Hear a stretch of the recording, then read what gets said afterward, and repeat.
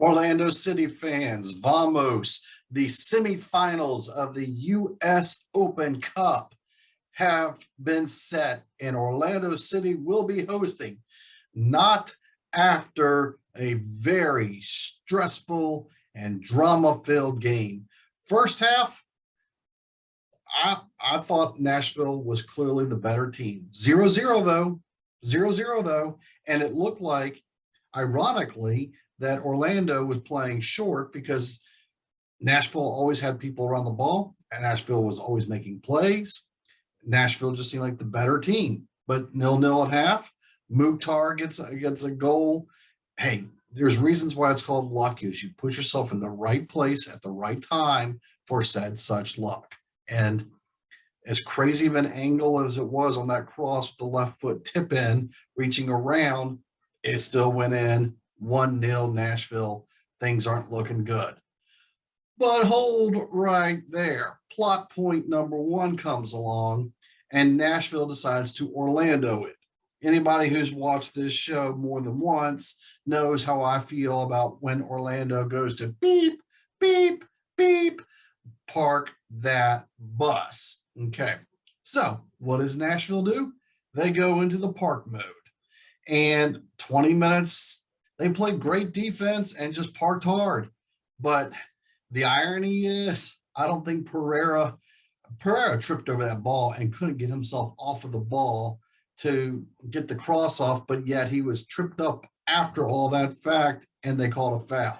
So that is what directly led to the cross of a direct kick, where Panico simply missed the cross, and Schlegel was right there for the kick in around the 6-yard line. And it's 1-1.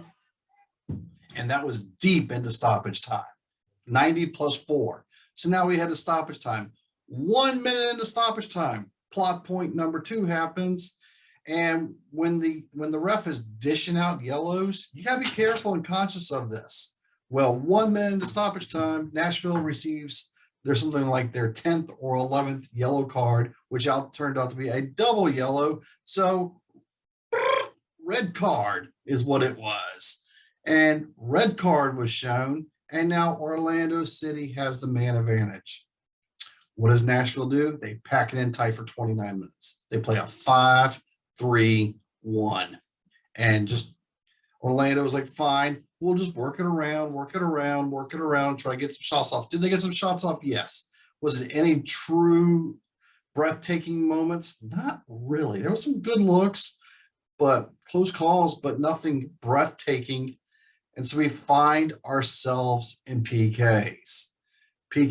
And once again, Tantor knows this. I say it all the time, and whatever. We can't stand the stutter step approach. So up 2-1 with the third PK coming, Pereira does the stutter step approach. Guess what? It's blocked and saved.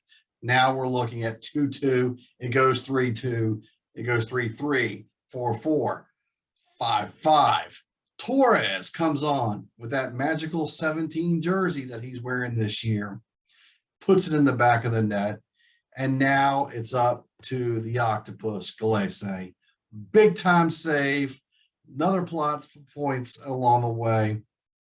Frustrations can now be exhaled because Orlando City has advanced. It wasn't the way it could have been and should have been. Nashville, if they did what they should have done, could have won the game early. They didn't.